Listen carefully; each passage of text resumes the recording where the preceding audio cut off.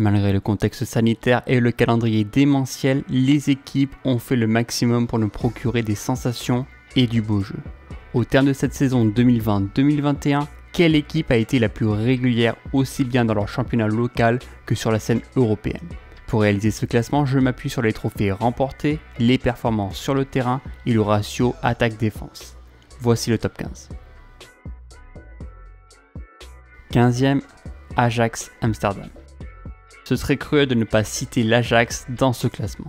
Les Rouges et Blancs disposent tout simplement de la meilleure attaque européenne cette saison.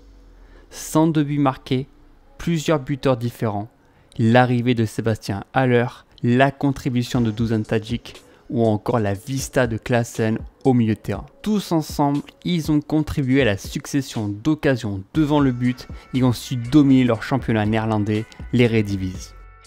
Cependant, leur élimination en quart de finale de l'Europa League est le vrai point noir de la saison de l'Ajax. 14e, Villarreal. L'arrivée de Unai Emery sur le banc de touche a été un gage de réussite pour le club espagnol. Dans un 4-4-2 à l'ancienne, Villarreal a pu compter sur sa tactique de pressing haut et sur son buteur Gérard Moreno et ses 30 buts, toutes compétitions confondues. Longtemps à la lutte pour le podium en Liga, Villarreal a cependant lâché du terrain en fin de saison et est sorti des places européennes. Finalement, un mal pour un bien puisque le sous-marin jaune remportera l'Europa League face à Manchester United. 13e, le Borussia Dortmund. Les jaunes et noirs restent une équipe attirante, réunissant les expériences d'un Mats Hummels ou d'un Marco Reus associés à la génération montante comme Jude Bellingham ou Erling Haaland. Cependant, tout n'a pas été toujours très facile cette année avec un changement d'entraîneur inévitable au cours de la saison et une bonne partie hors des places européennes. Leur fin de saison se conclut merveilleusement bien avec 7 victoires consécutives en Bundesliga et une belle victoire en Coupe d'Allemagne contre le RB Leipzig. 12e, Liverpool. Les Reds n'ont pas eu la saison souhaitée, mais terminent de la meilleure des manières avec un finish excitant et une belle 3e place en Première Ligue. Avant cela, les hommes de Jürgen Klopp ont subi une période très difficile entre janvier et mars 2021 avec seulement 3 victoires en 14 matchs de Première Ligue. Une saison impactée par des blessures, des individualités offensives loin de leur niveau et un remaniement en défense centrale. Néanmoins, Liverpool nous a offert de belles sensations avec ses attaques rapides et un Mohamed Salah en grande forme. 11e, l'Atalanta Bergame. L'ascension fulgurante de l'Atalanta depuis 3 saisons est à mettre en avant. Les hommes de Gasperini n'ont jamais baissé les bras et sont même permis de vendre leur créateur Papu Gomez en janvier dernier. Peu importe pour eux, ils savent s'adapter, ils savent mettre en place leur jeu de profondeur et leur efficacité offensive a toujours été présente. Au final, une belle 3e place en Serie A et une qualification en 8e de finale de Ligue des Champions. Tout cela est prometteur pour l'avenir.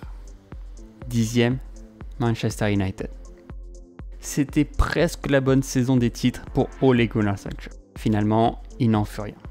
On note quand même une montée en puissance dans le jeu match après match, avec un 4-3-3 dominé par des joueurs qu'on attendait peu comme Luke Shaw, Scott McTominay ou encore Edinson Cavani. Ce jeu de projection rapide vers l'avant aurait pu être décisif, mais les résultats n'ont pas suivi.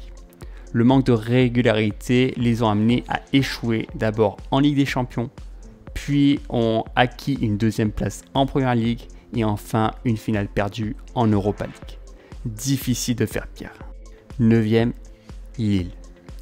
Lille a réussi ce que l'OM et l'OL cherchent à réaliser depuis 10 saisons, c'est-à-dire remporter la Ligue 1. Une saison incroyable des hommes de Christophe Galtier et son ajustement tactique en 4-4-2.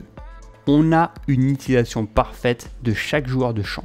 On pense notamment à la stabilité défensive, au jeu bas de Benjamin André qui donne plus de liberté à Renato Sanchez, ou encore à la puissance mentale de Burak Yilmaz devant. Tout cela a été réalisé à la perfection dans chaque compartiment du jeu, et les Lillois peuvent alors savourer ce titre national. 8e, FC Barcelone.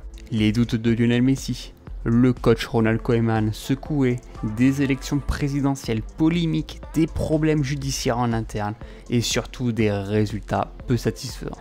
Tout cela a entraîné une 13e place à la 10e journée de championnat. Rien n'allait dans la bonne direction. Finalement, début 2021 a été propice à une amélioration progressive dans le jeu, permettant au Barça de se battre pour le titre en Ligue 1. Finalement, il n'en fut rien, mais remporte tout de même la Copa del Rey après une finale dominée de bout en bout contre l'Athletic Bilbao. 7e, Atlético Madrid. Un début de saison de tonnerre en Liga où les hommes de Simeone ont pris l'ascendant sur ses prétendants, culminant victoire sur victoire. Puis une fin de saison poussif, obligeant Diego Simeone à casser son 4-4 de pressing haut vers un 4-3-3 plus possessif pour se créer plus de chances lors des phases critiques. Ils obtiennent quand même la Liga lors de la dernière journée, mettant fin à un règne Real Barça de 7 ans. En Coupe d'Europe, que ce soit contre le Bayern ou Chelsea, les Colchoneros n'ont jamais réussi à tenir la tendance imposée par leur adversaire. 6e, Inter Milan. L'équipe qui a réussi à casser la dynamique de la Juve en remportant le Scudetto tant attendu du côté des supporters interistes. À la baguette, Antonio Conte, qui a redimensionné le jeu à sa façon avec des latéraux très offensifs capables de créer un danger permanent. Il ne faut pas oublier Brozovic à la récupération, un Nicolas Barella proche des attaquants et surtout un Romelu Lukaku, meilleur buteur du championnat. Chaque joueur a été orchestré de la meilleure des manières pour empiler les bons résultats en Italie. Seul X cette saison, une campagne européenne à oublier en tout point.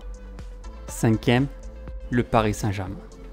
Clairement pas la meilleure saison sous QSI. Le Paris Saint-Germain a subi de nombreux revers en Ligue 1 qui les a détachés du titre. Dans le jeu, ce fut très poussif. Beaucoup d'imprécisions dans les combinaisons et un manque de tranchant dans les derniers mètres.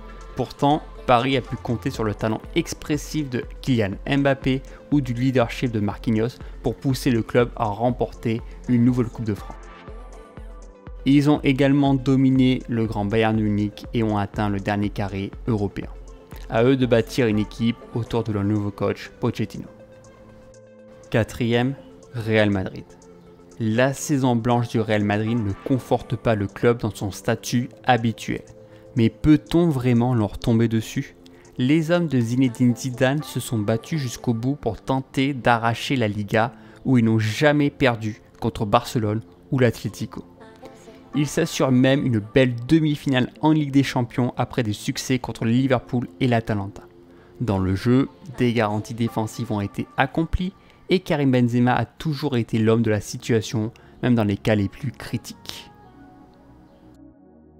3e, Chelsea FC. Une saison en 2 parties. D'abord celle de l'irrégularité sous Frank Lampard, qui ne savait pas vraiment gérer ces nouvelles recrues dans ce collectif.